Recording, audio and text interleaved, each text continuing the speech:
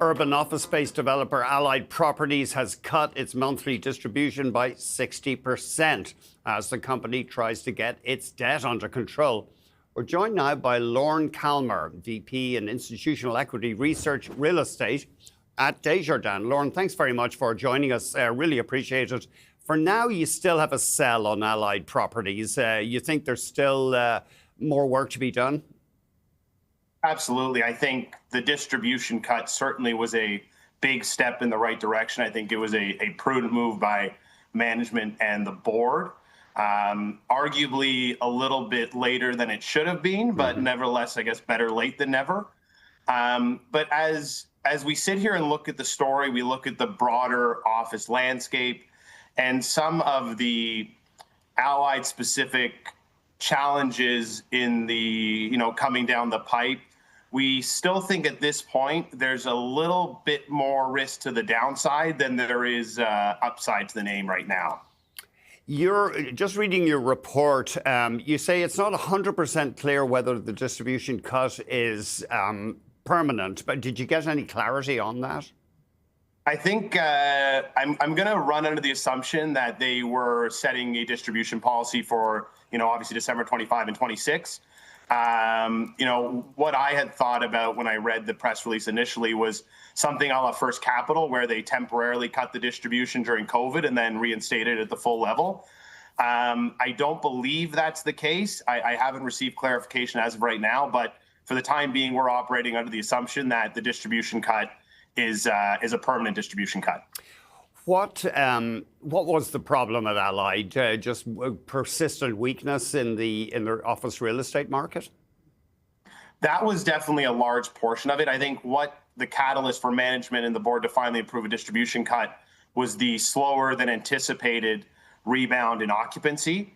And this was something that when we looked at the broader office market, we thought would be a challenge for the REIT, and really for all office properties outside of the core Class A plus. The way we sort of looked at the recovery in the office market is sort of a three-phase recovery. The first is being driven by RTO, the return to office, right? We've seen some of the banks come back. A couple other large users have announced they're coming back. But we expected the lion's share of that recovery to be concentrated in the cores, in the buildings that you typically see banks occupy, right? Those big glass skyscrapers connected to the path as it relates to Toronto. And we believe that a more fulsome recovery would require a rebound in Canada's economic outlook, in business sentiment, and office using employment. And we think we're still a ways out from that.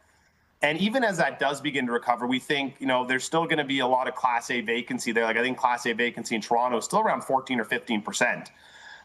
So we need to see that get down to kind of, in our view at least, the high single digit level before we see demand cascade outside of the core, outside of these Class A properties, and into the type of assets that Allied owns.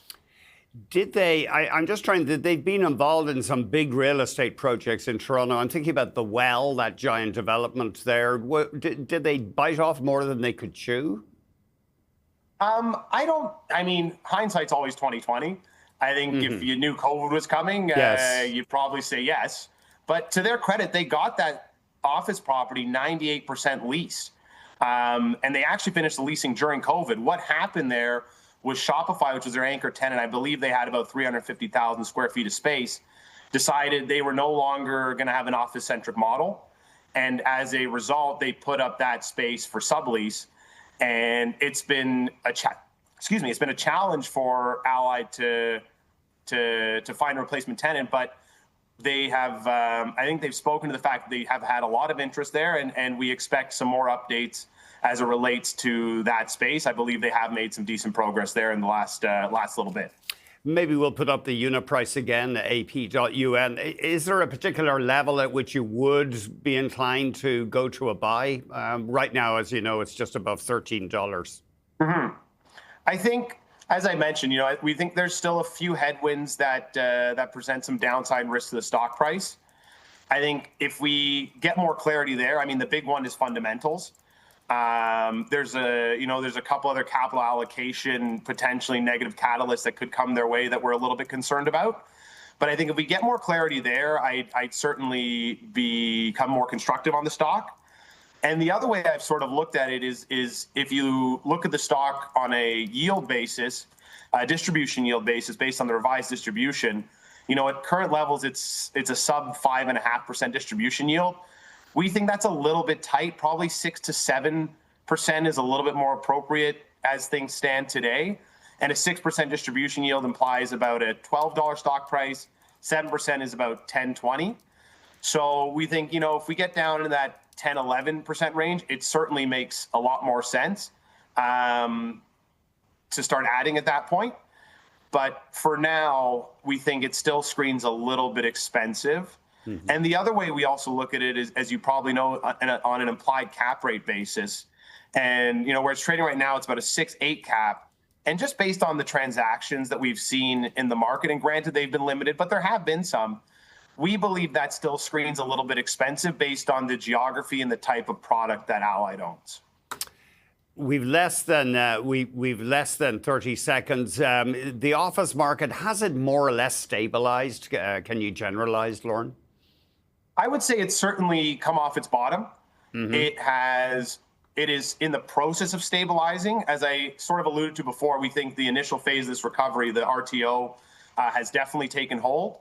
But until we see a broader recovery in Canada's economic outlook, office use of employment, things I spoke to earlier, we think that there's still going to be some challenges there for the broader Canadian office market.